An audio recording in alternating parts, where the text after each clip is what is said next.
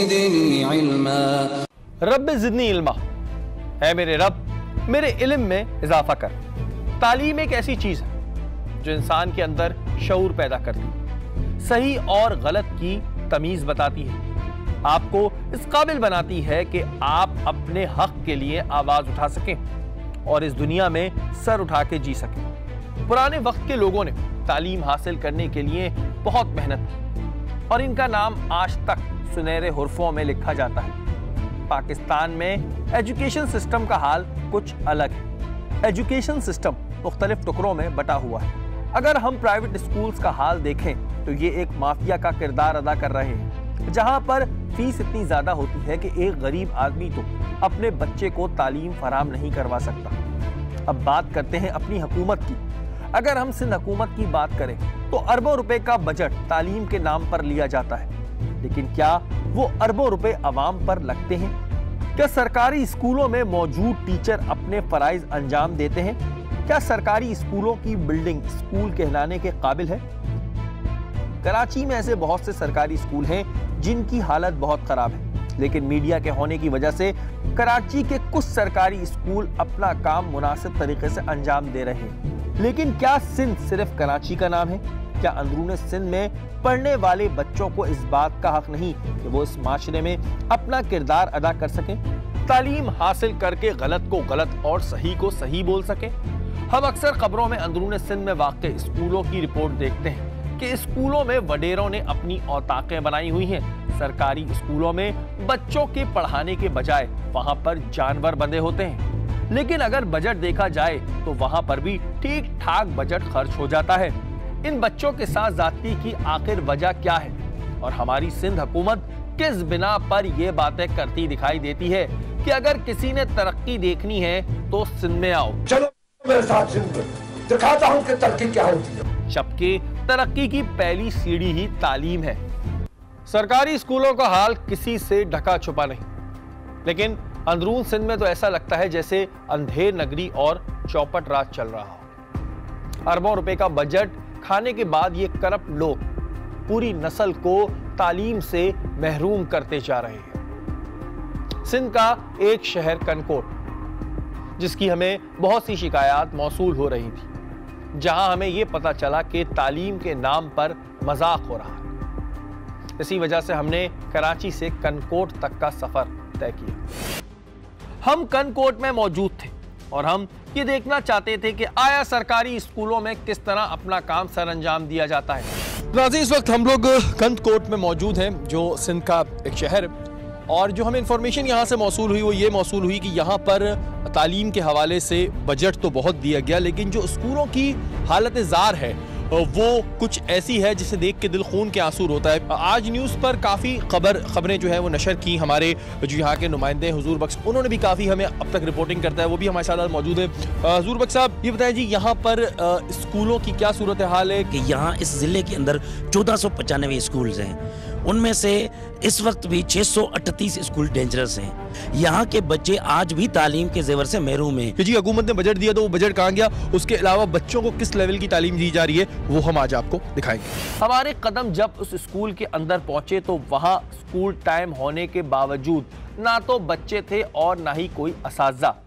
ये एक primary school है और इसको बंद किया हुआ है फिलहाल कि जी यहाँ पर कुछ काम कराए जा रहे हैं, लेकिन आप देख सकते हैं कि स्कूल का हाल है क्या यहाँ पर। आप यहाँ पे नौकरी करते हैं? नहीं, हमारा गांव है इधर। उसको पता है, अभी कोई नहीं आया? कोई नहीं आया उस्ताद। सरकारी स्कूलों का हाल है और मेरा सवाल है यहाँ पर मुराद अली शाह साहब से, और जो हमारे वजीर तालीम है उनसे मेरा सवाल है। आपने बड़ा एक वो किया था कि जी मैं अपनी बच्ची को सरकारी स्कूल में पढ़ा रहा हूँ, तो क्या ऐसे सरकारी स्कूल होते हैं? मतलब मुझे समझ नहीं आता कि सरकारी स्कूल और सरकारी अस्पताल बुरे ही क्यों होते हैं, जब गवर्नमेंट इतना फंड दे रही है इन लोगों को, और तो ये पूछा जाता है कि फंड कौन चोरी कर रहा है, कौन खा रहा है। थोड़ी देर बाद वहाँ बच्चे आना शुरू हो गए, लेकिन कोई उस्ताद मौजूद ना था। यहाँ पर स्कूल में कितने बजे आते हैं ये लोग? 8 बजे। तो अभी तक तो कोई नहीं आया। इन बच्चों का पहला काम स्कूल आते ही झाड़ू लगाना होता है और फिर इन्हें तालीम के नाम पर मजाक सिखाया जाता है। यहाँ पर सफाई वफाई करते हैं? हाँ। सारे बच्चे? सारे बच्चे। बैग, स्कूल बैग, किताबें किधर है? उस्ताद ये बताएं, आपसे यहाँ के काम वाम कराते हैं, सफाई वफाई? जी कराते हैं। क्या कराते हैं? बुआरी देते, झाड़ू लगाते। असातिज़ा बच्चों से ना सिर्फ झाड़ू लगवाते हैं बल्कि इन पर तशद्दुद भी करते हैं। सफाई नहीं करते हैं फिर मारते हैं इसको भी। अच्छा, अगर सफाई ना करे तो मारते हैं? हाँ, सफाई भी असां पाण कंदा आहियूं। हम खुद करते हैं। आप लोग करते हैं? जी हाँ, और अगर ना करें तो मरते हैं।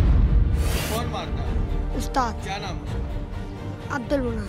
ना तो यहाँ पर कोई बैठने की जगह थी और ना ही वो साजो सामान जो एक स्कूल के लिए जरूरी होता है। लेकिन जब हम इसका बजट चेक करेंगे तो इसका बजट भी ठीक ठाक होगा। ये सिंध है जी, बहुत तरक्की कर रहा है आपका सिंध, शाबाश है जी, सलाम है आपको। मेरा सवाल ये है कि आया इन बच्चों का हक नहीं कि इन्हें म्यारी तालीम दी जाए, या फिर इनके नसीब में सुबह सुबह झाड़ू लगाना ही लिखा है? ये देखें आप, एंट्रेंस ही देख लें आप, क्या हुलिया है, क्या स्कूल की बिल्डिंग है। उसके बाद हमारे कदम एक ऐसे स्कूल जा पहुंचे जहां स्कूल ही मौजूद ना था। खुले मैदान के नीचे बैठे कुछ बच्चे तालीम मिलने का इंतजार कर रहे थे। हाँ जी, हम आपको दिखाते हैं, ये भी एक सरकारी स्कूल है और इससे करोड़ गुना अच्छा हमारा जो होता है ना, वो स्ट्रीट स्कूल जो बना लेते हैं ना लोग बेचारे, वो होते हैं। लेकिन ये भी एक स्कूल है, मतलब बीच चलती हुई रोड पे नाला बह रहा है, इधर एक सरकारी स्कूल बना हुआ है। अच्छा, ये जगह कोई सरकारी जगह है? हमें मालूम करने पर पता चला कि यहाँ पर बिल्डिंग बनाई जानी है जो कब से बनाई जा रही है। हमारे कंदकोट के नुमाइंदे ने हमें बताया दस्तावेजात में ये स्कूल 1990 से दर्ज है, मगर इसके नाम पर सिर्फ फंड खाया जा रहा है। ये 1990 से स्कूल कायम है, सेमीज कोड है इसका, पेपर्स में सब कुछ रिकॉर्ड है। बच्चे आ रहे हैं, बच्चे पढ़ने के लिए आ रहे हैं, उसके बावजूद भी इस स्कूल की जरूरत क्या है? पहले तो यहाँ स्कूल टाइम हो चुका था मगर उस्ताद का अता पता नहीं था। बच्चे खुले आसमान के नीचे बैठे तालीम मिलने का इंतजार कर रहे थे, मगर फिर भी सियासतदान कहते हैं कि तरक्की देखनी है तो सिंध में आओ। इस शहर से निकलो और पूरे सिंध में जाओ। तो आप ये देखें कि ये बेचारे मासूम बच्चे, इनके हाथ में एक एक किताब देकर इनको बिठा दिया और ये इनको तालीम दी जा रही है। इनके माँ बाप भी सोचते होंगे कि जी हमारे बच्चे चलो कुछ पढ़ लिख जाएंगे, लेकिन आप देख रहे हैं उधर नाला खुला हुआ है, इधर नाला बह रहा है और ये स्कूल है। हमारे नुमाइंदे की जब वहाँ के उस्ताद से बात हुई तो उनका कहना था कि वो अभी सोकर उठे हैं, नहाकर नाश्ता करके आएंगे। मैंने बात की अभी जो हेडमास्टर है उस्ताद यूसुफ कमरानी, तो उससे मैंने बात की, उसने कहा कि अभी तक मैंने नहाया नहीं, आधा घंटा और लगेगा मुझे। चले जी, तनख्वाह मिल रही है लेकिन आना अपने टाइम पर है। मैं आराम से उठूंगा, मैं नहाऊंगा, मैं नाश्ता करूंगा। यार ये तो बच्चे ऐसी है ना, इनमें से कोई सरदार अली शाह का बच्चा नहीं है, निसार खोड़ो का बच्चा नहीं है, लेकिन मैं इनमें से ढूंढ रहा हूँ काश किसी पॉलिटिशियन का बच्चा होता, काश किसी यहाँ के जो डीसी है उनका बच्चा होता, काश जो यहाँ के डी एजुकेशन है उनका बच्चा होता। यहाँ मैं आपको ये बात भी बताता चलूं कि सरकारी स्कूल के असातिज़ा की तनख्वाह 50,000 से ज़ायद तक होती है। और क्या ये अपना काम ईमानदारी और दयानतदारी से अंजाम दे रहे हैं? बड़ा तरस आता है इनमें, इन बच्चों को देखकर कि जो उस्ताद है, जो गवर्नमेंट फीस जो तनख्वाह ले रहा है वो हमारे टैक्सों से लेता है, और वो तनख्वाह लेने के बाद ये अल्फाज कह रहा है कि मैं अभी सो के उठा हूँ, मैं नहाऊंगा फिर आऊँगा, लेकिन ये बच्चे इसी तरह धूप हो, गर्मी हो या सर्दी, इसी तरह बैठे रहेंगे। उसके बाद हमने सोचा कि क्यों ना यहाँ के एक सेकेंडरी स्कूल का भी जायजा लिया जाए जहाँ मैट्रिक क्लास तक के बच्चे मौजूद होते हैं। जब हम स्कूल के अंदर दाखिल हुए तो यहाँ पर 9:30 बज रहे थे, लेकिन उसी वक्त असेंबली भी हो रही थी। जब हमने वहां पर पूछा कि यहाँ पर कितने असातिज़ा मौजूद हैं तो हमें मालूम हुआ कि यहाँ पर 35 टीचर मौजूद हैं। कैसे आप? खैरियत से आप? अच्छा सर, मुझे जानना है कि आपके स्कूल में कितने स्टूडेंट्स इस वक्त यहाँ पे पढ़ाई कर रहे हैं? हाँ, हमारे हैं इधर 1600 हैं। 1600 बच्चे। हाँ। और कितने टीचर्स आपको गवर्नमेंट ने दिए हैं? टीचर हैं 35। लेकिन उस वक्त वहां पर 10 भी मौजूद ना थे। हर किसी को टीचर बताने के बाद भी 10 पूरे नहीं हो रहे थे। 35 में से मुझे बताएं कितने सर इस वक्त? ये हैं सारे बैठे हैं, ये है हमारा, ये सामने यहाँ पर मुश्किल से 10 भी नजर नहीं आ रहे। 10-15 तो हैं। आप क्या पढ़ाते हैं यहाँ पे? मैं फिजिक्स पढ़ाता हूँ, इधर टीचर हूँ। जी जी, फिजिक्स पढ़ाते हैं? जी जी। क्या पढ़ाते हैं? इंग्लिश 10 तक। इंग्लिश पढ़ाते हैं। अच्छा, और कौन है टीचर? आप भी टीचर हैं? आप क्या पढ़ाते हैं जी? उर्दू पढ़ाता हूँ मैं। उर्दू पढ़ाते हैं। आप क्या पढ़ाते हैं? मैं ड्राइंग टीचर हूँ। ड्राइंग पढ़ाता हूँ। 4 हो गए, बाकी किधर है? फिर वहां से टेलीफोनिक राब्ते शुरू हो गए और गफलत भरी नींद में सोए हुए टीचरों को कहा गया कि भाईजान स्कूल आ जाओ, आज सूरज कहीं और से ही निकला है। कोई पूछ रहा है कि आपके कितने टीचर मौजूद हैं।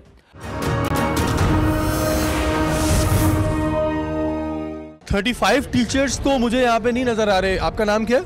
अब्दुल गफ्फार। अब्दुल गफ्फार साहब, 35 तो मुझे नहीं नजर आ रहे। 35 क्या, मुझे तो यहाँ 10 नजर नहीं आ रहे। आपका टाइमिंग्स क्या है? 8:30। असेंबली का टाइम 8:30 है। फिर जो है ना टीचर का असेंबली में होना जरूरी है ना, सेशन हमारा। व्हाट डू यू थिंक, क्या टीचर्स को असेंबली में होना नहीं चाहिए? होना चाहिए। हमारे टीचर ऐसे भी हैं जो देहात से भी आते हैं, जो है ना। कितने परसेंट देहात से आते हैं? ऐसा समझे कि 30% देहात से आते हैं। वो लेट आते हैं? लेट नहीं, लेट नहीं आते। सवारी का मसला होता है, कोई बाइक है, कोई पंक्चर है, कोई रास्ते में जो है ट्रैफिक का मसला होता है। अच्छा, क्योंकि अगर यहाँ पर वजीर तालीम खड़े होते तो क्या आप उनको ये एक्सप्लेनेशंस देते? नहीं, ऐसी बात नहीं है। यहाँ पर सीएम खड़ा होता है, बिलावल खुद आया हुआ होता और बिलावल आपसे आके सवाल करता कि सर आपका नाम क्या? मेरा नाम सनाउल्लाह। सनाउल्लाह साहब, ये बताएं कि टीचर्स कहाँ हैं, तो आप ये एक्सप्लेनेशन देते कि सर वो देहात से इस वजह से लेट आते हैं। नहीं, हमने सोचा कि इधर टीचर तो मौजूद नहीं, हम ही एक छोटा सा टेस्ट ले लें। ये मैट्रिक क्लास के स्टूडेंट्स हैं? जी सर। हमने मैट्रिक क्लास के बच्चे को प्राइमरी की स्पेलिंग लिखने को कहा, तो मैट्रिक क्लास के बच्चे ने प्राइमरी की स्पेलिंग कुछ यूं लिखी। प्राइमरी की स्पेलिंग लिखी, ये प्राइमरी है। इसमें इन बच्चों की कतई गलती नहीं, क्योंकि इनकी बेस शुरू से ही खराब की गई है। फिर हमने किसी बच्चे को कहा कि प्रिपरेशन की स्पेलिंग लिखकर दिखाओ, तो मैट्रिक क्लास के बच्चे ने स्पेलिंग कुछ यूं लिखी। मैट्रिक में आप प्रिपरेशन लिख दें।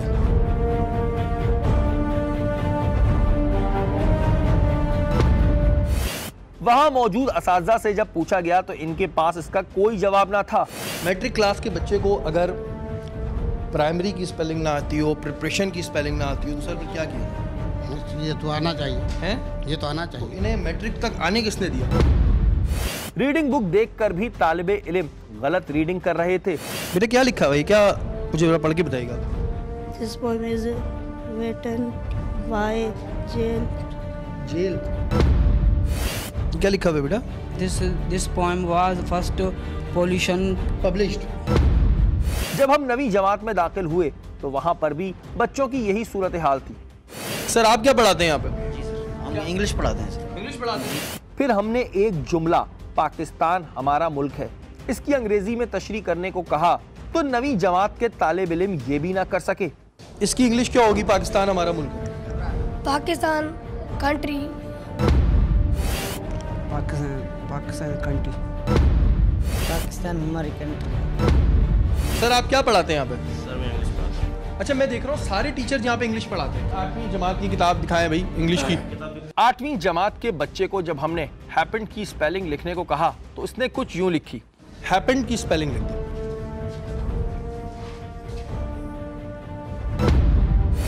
क्या इसने गलत लिखा है इसमें, बताओ मुझे। यहां तक यहां पर मौजूद टीचर ने भी यही कहा कि हाँ ये स्पेलिंग तो ठीक है। सही है स्पेलिंग? सही ठीक है, देख लेंगे। मैंने तो देखा है।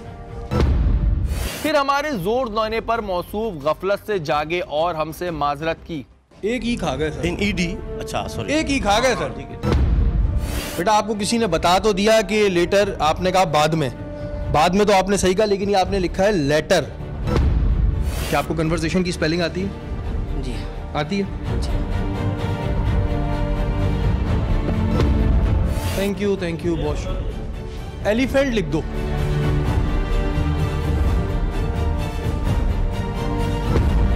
ये मुझे बताओ अम्ब्रेला का मतलब क्या होता है? अम्ब्रेला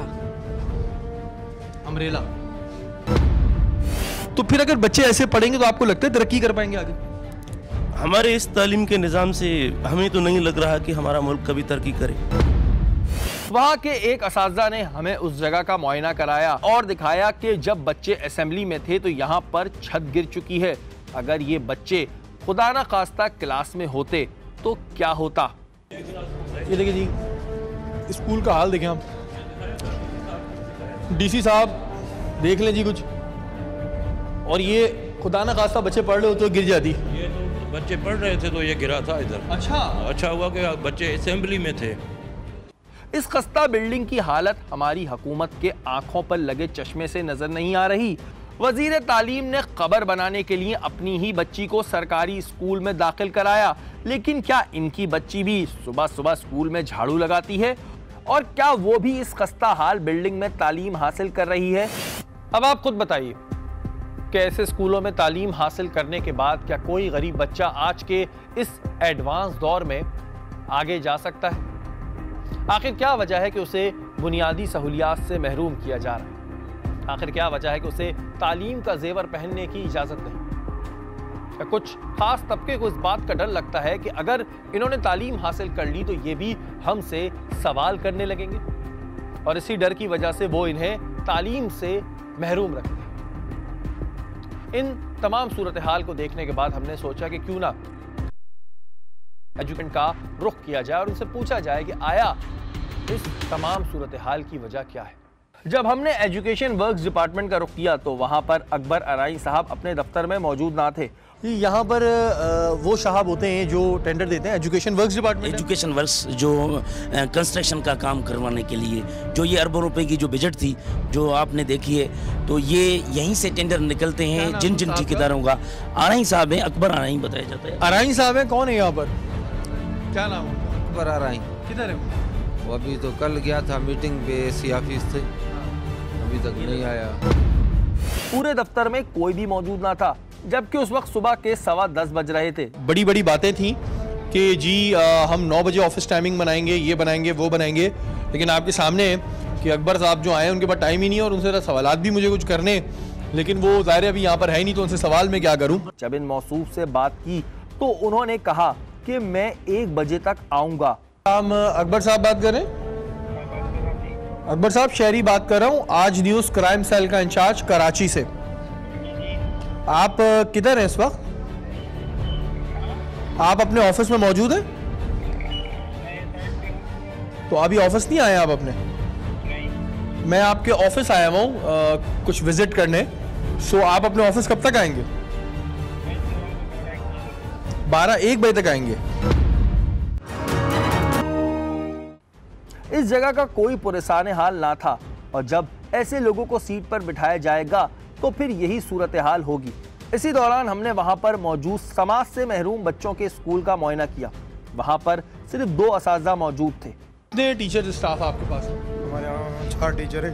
कितने? 4 और एक कंप्यूटर ऑपरेटर है, मैं असिस्टेंट हूँ, और एक इंचार्ज है, वो छुट्टी भी गया हुआ है बाहर। तो अभी टीचर्स मौजूद हैं? जी हाँ। जब इन असातिज़ा से पूछा गया कि आपने इन बच्चों को पढ़ाने की कोई ट्रेनिंग ली है तो इनके पास इसका कोई जवाब ना था। मौसूफ कहने लगे कि हम इशारे मिला लेते हैं। आपने ट्रेनिंग ली है कि किस तरह इन बच्चों को पढ़ाया जाता है? कोई ट्रेनिंग दी गई है आपको? अभी हमें ट्रेनिंग कोई भी नहीं दिया गया। तो फिर आप इन बच्चों को कैसे पढ़ाते हैं? हम इशारों में पढ़ाते हैं, जुआ मेले में। ट्रेनिंग है, आपने की भी ट्रेनिंग? ट्रेनिंग सीटी बीएड तो किया हुआ है। नहीं, उस ट्रेनिंग की बात नहीं कर रहे, हम स्पेशल बच्चों को पढ़ाते थे। स्पेशल बच्चों को हमारा तैयारी है, सेक्रेटरी साहब कह रहे हैं, कॉल हमें भेजेंगे, मतलब देंगे। जब ट्रेनिंग अभी नहीं दी? अभी नहीं की है। जब असातिज़ा से इनकी तनख्वाह पूछी गई तो मुस्कुरा के बताने लगे कि हमारी तनख्वाह 70 से 80 हज़ार है। क्या ये लोग 70 से 80 हज़ार रुपए डिजर्व करते हैं? तनख्वाहें कितनी आप लोगों की? तनख्वाहें अभी तो बढ़ गई हमारी माशाल्लाह। कितनी होगी? 70-80 हज़ार है। 2 टीचर है, बाकी 2 कहाँ हैं? अभी तक नहीं आए? अभी तक नहीं है। ये आप देखें कि बेचारे बच्चे माजूर बच्चे हैं जिनके नाम पे सबसे ज़्यादा फंड दिए जाते हैं। 70-80 हज़ार रुपये तनख्वाह है, लेकिन ये साहब जो भी साहब है, क्या नाम है उनके? कौन सा? जो 2 नहीं आए हुए टीचर, एक साजिद नाम है उसका, एक मोहम्मद अली नाम है। साजिद हाँ। और मोहम्मद अली। समाज से महरूम बच्चों के लिए यहाँ पर वॉशरूम तक ना थे। माजूर बेचारे बच्चे हैं जिनके नाम पे फंड बहुत लिए जाते हैं। मैं फंड चेक करूँगा उतने कितना ले लिया होगा माजूर के नाम पे फंड, लेकिन ये उनकी बिल्डिंग्स हैं। फिर हमने वहाँ की DEOP साहिबा के दफ्तर का रुख किया। जब हम वहाँ दफ्तर में दाखिल हुए तो वहाँ सिर्फ PN मौजूद था। मैडम रशीदा यही होती हैं? कहाँ है? पता नहीं है। तुम क्या हो? मैं पटियाला हूँ। PN हो? अच्छा, तुम आए हुए हो तो उस वक्त? अभी आए हूँ। बाकी सारे कहाँ हैं? पता नहीं। कोई भी नहीं है? नहीं। ये देखिए जी, यहाँ वो मैडम रशीदा साहिबा बैठती हैं। 10:30 बज रहे हैं, लेकिन रशीदा साहिबा का, हाँ मिलाइएगा ज़रा, उनका कोई अता पता नहीं है कि वो कहाँ है। जब हमने इन्हें कॉल मिलाई तो उन्होंने हमसे ही सवाल किया, क्या आया दफ्तर में कोई मौजूद नहीं, मगर वो भी कोई खातिर खा जवाब ना दे सकी। अस्सलाम वालेकुम, शहरी बात कर रहा हूँ कराची से, और मैं आपके दफ्तर में मौजूद हूँ और आपके दफ्तर में कोई भी नहीं है। पूरे दफ्तर में ही कोई नहीं है, सिवाय एक PN के। फिर हमने सोचा कि क्यों ना वापस जाकर उन स्कूलों में देखा जाए कि आया वहां टीचर आए या फिर नहीं आए। अभी हम वापसी के रास्ते में ही थे कि मेरी नजर एक ऐसे मंजर पर पड़ी जिसने मुझे झंझोड़ के रख दिया। खुले आसमान के नीचे एक मासूम बच्चा अपने कमजोर हाथों से ईंट को ऊपर उठाए खड़ा है। यह मनाजिर देख के मेरा खून खौल उठा, मगर हमारे कैमरे की आंख ये मनाजिर अपने अंदर समेट चुकी थी। जब हमने इससे सवाल किया तो मौसूफ बोलने लगे कि इसे सबक कच्चा याद है। क्या नाम है तुम्हारा? अल्लाह बख्श। तुमने बच्चे से ईंट क्यों उठवाई हुई थी? सबक कच्चा है। सबक कच्चा है। जब हमने इससे पूछा कि तुम्हारी तालीम क्या है तो उसने अपनी तालीम इंटरमीडिएट बताई, लेकिन एलिफेंट की स्पेलिंग तो इन मौसूफ को भी नहीं आती थी। तुम खुद कहाँ तक पढ़े हो? इंटर किया है। अभी तुमसे सवालात करना शुरू करूँ मैं? एलिफेंट की स्पेलिंग बताओ। ELE।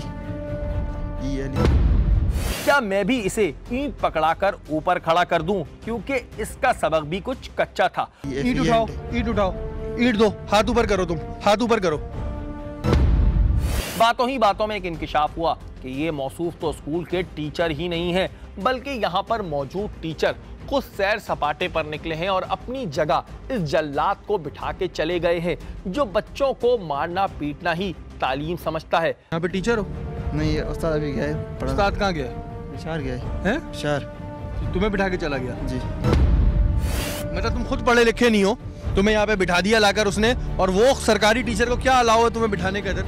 तुम कैसे यहाँ बैठे पढ़ा रहे हो? अंकल है हमारा। तो अंकल है तो बिठा के चले आएगा, और तुम बच्चों से, कौन से बच्चे ने ईंट उठाई हुई थी? कैसे? खुदा का खौफ करो यार, तुम लोग कुछ खुदा का खौफ करो। पहले तो तुम गैर कानूनी बैठे हुए हो, तुम्हें अलाउ नहीं है। तुम्हारे अंकल को तो इसी वक्त सस्पेंड होना चाहिए, डिसमिस होना चाहिए। सीरियस बताओ, सीरियस की स्पेलिंग क्या होती है? SERIS। एक मासूम बच्चा, इतना सा बच्चा ईंट पकड़ के खड़ा है कि जिसको सबक याद नहीं है। अबे टीचर तो आ नहीं रहा, उसको सबक क्या याद होगा? और जो पढ़ा रहा है उसको खुद कुछ नहीं पता है। कानूनन जुर्म है ये तशद्दुद करना बच्चों पे, नौकर नहीं है तुम्हारे। उसके बाद हम उस स्कूल जा पहुंचे जहां पर असातिज़ा मौजूद ना थे, लेकिन हमारी खलबली मचाने के बाद वहां पर असातिज़ा तशरीफ ला चुके थे। मैंने सुना है यहाँ पे बच्चों से झाड़ू वाड़ू लगवाते हैं। सही है, इधर कोई झाड़ू देने वाला नहीं है, बच्चों के साथ हम खुद झाड़ू देते हैं। इधर जो तालीम है उसका बच्चा झाड़ू देता है स्कूल में जाके? इधर जो ये बच्चे क्यों देंगे? इधर जो वो झाड़ू देने वाला है इधर है नहीं, तो बच्चे देंगे। आओ, इधर से पगार लेता है, काम नहीं करता। रशीदा को बताया आपने? रशीदा को बताया कई मरतबा। क्या कहती हो? हर मरतबा वो कहती है हम क्या कर सकती है। हमें यह भी इंकिशाफ हुआ कि यहाँ पर वडेरों ने अपने लोग भर्ती कराए हुए हैं जो काम नहीं करते लेकिन बस तनख्वाह लेते हैं। यहाँ वडेरों के जो है भर्ती हुए लोग हैं वो काम नहीं करते। बच्चे ईंटों पर बैठे तालीम हासिल कर रहे थे। ये अंदरूनी सिंध का हाल है, बहुत तरक्की कर रहा है भाई, सिंध बहुत तरक्की कर रहा है। ये ईंटों पे बैठ के बच्चे पढ़ रहे हैं, ये यहाँ का हाल है। क्या नाम है आपका? अब्दुल बारी से। अब्दुल बारी, क्या पढ़ाते हैं आप यहाँ पे? ये कच्ची क्लास पढ़े हैं। क्या पढ़ाते क्या? ये अल्फा की बेबी तक बेबुक, अल्फा की बेबी तक सही प्राइमरी का? हाँ जी। आपकी तालीम क्या है? मैट्रिक सही। मैट्रिक किया? जी। 50-60 हज़ार तनख्वाह? जी सही। जब हमने उनसे पूछा कि आप बच्चों से झाड़ू क्यों लगवाते हैं तो कुछ यूं जवाब मिला। मनान साहब ये बताएं कि यहाँ पे बच्चों से झाड़ू लगवाई जाती है? कहाँ से? बच्चों से नहीं होते हैं झाड़ू। बच्चे नहीं लगाते? नहीं लगाते हैं। पक्की बात है? पक्की बात है। वीडियो दिखा दूँ अगर? नहीं, वीडियो आप दिखाएंगे ना, ये जो है ना क्लास में देते हैं बिल्कुल। वो ये पटे वाला इधर नहीं है ना हमारे स्कूल में। यहाँ तो स्कूल टाइम 8:30। आप कितने बजे? जी, हम भी टाइम पे आते हैं। पीने का पानी नहीं है, ये देखिए ये बच्चों का हाल है। अब आप कैसे सोच सकते हैं कि ये बेचारे सिंध के बच्चे हैं। और फरियाल तालपुर कहती है जी तरक्की देखनी है तो सिंध में आओ, खुर्शीद शाह कहता है तरक्की देखनी है सिंध में आओ। ये तरक्की है? क्या आप लोग इन स्कूलों से पढ़ के बड़े हुए हैं? क्या आपके बच्चे इन स्कूलों में पढ़ते हैं? क्या आपके बच्चे जाके ईंटों पे बैठ के पढ़ते हैं? क्या आपके बच्चे स्कूल आते तो झाड़ू देते हैं? ये बहुत सारे सवाल हैं जनाब। ये तो था कंदकोट के स्कूलों का हाल। आइए हम आपको अंदरूनी सिंध के कुछ और स्कूल विजिट कराते हैं। ठट्टा के स्कूलों का रुख आपको कराते हैं। ठट्टा सिटी में कायम स्कूलों की मरम्मत को 13 साल गुजरने के बावजूद भी स्कूल की तामीर मुकम्मल ना हो सकी। बच्चे खुले आसमान तले तालीम हासिल करने पर मजबूर हैं। सिंध हुकूमत के तालीम बेहतर करने के दावे सालों से चलते चले आ रहे हैं, मगर हर साल बजट बढ़ जाता है लेकिन यहाँ पर कोई काम नहीं होता। ठट्टा में तकरीबन 400 से ज्यादा स्कूल बंद पड़े हैं और वहीं 100 से ज्यादा स्कूल जिन पर छत ही मौजूद ना है। आइए आपको दादू की तरफ ले चलते हैं। दादू की तहसील जूही के इलाके छन्नी में गुज़िश्ता 5 सालों से स्कूल फाल ना हो सका। 150 से जायद बच्चे तालीम जैसी नेमत से महरूम हैं। लेकिन महकमा तालीम के अफसरान के कान पर जूं तक नहीं रेंगी। स्कूल की बिल्डिंग में जानवरों ने अपना बसेरा कर लिया है। आइए लाड़काना चलते हैं। 2 कमरों में एक हॉल पर मुश्तमिल गवर्नमेंट बॉयज प्राइमरी स्कूल, जिसमें 500 से जायद बच्चे ज़ेरे तालीम हैं। फर्नीचर के फुकदान और 2 साल से बिजली ना होने के बाइस बच्चे ईंट पर बैठकर खुले आसमान तले तालीम हासिल कर रहे हैं। हुकूमत सिंध की जानिब से तालीमी इमरजेंसी का ऐलान तो कर दिया गया, लेकिन इस पर अभी तक कोई अमल दरामद ना हो सका। अब चलते हैं सांगड़ की जानिब। जिला सांगड़ में तालीमी सूरत हाल का कोई पुरसान हाल नहीं। सांगड़ के 6 ताल्लुकों में 3093 स्कूल हैं, जिनमें 600 से जायद स्कूल आज भी इमारतों से महरूम हैं। मुस्तकबिल के मेमार खुले आसमान और झोपड़ी नुमा स्कूलों में तालीम हासिल कर रहे हैं। सांगड़ में असातिज़ा ना होने की वजह से 350 से जायद स्कूल बंद हो गए हैं और कई स्कूलों में पानी भी नहीं है। अफसोस, अफसोस और अफसोस। आखिर क्या होगा ऐसे तालीमी निज़ाम में किसी बच्चे का पढ़ने के बाद? आखिर वो कैसे तरक्की करे? अरबों रुपए का बजट तो तालीम के नाम पे निकलता है, लेकिन वो कहाँ जाता है? ये एक सवालिया निशान। आज से कुछ अरसे कबल हमारे एक सहाफ़ी दोस्त ने एक पैकेज बनाया था, जब सरकारी स्कूल के असातिज़ा तनख्वाह ना मिलने पर एहतजाज कर रहे थे। उनका कहना था कि हम बच्चों को तालीम देते हैं। आइए चल के देखते हैं कि उनकी अपनी काबिलियत क्या है। वट वट वट पकड़ पकड़ पकड़, वट वट वट पकड़ पकड़ पकड़, वट पकड़ वट पकड़ वट पकड़। ये हैं कराची में एहतजाज करने वाले सिंध के टीचर्स। प्राइमरी स्कूल टीचर्स का हाल देखकर आप सिंध में तालीम की तबाही का अंदाजा खुद लगा सकते हैं। प्राइमरी स्कूल की स्पेलिंग सुना देंगे? Primary PRIMRY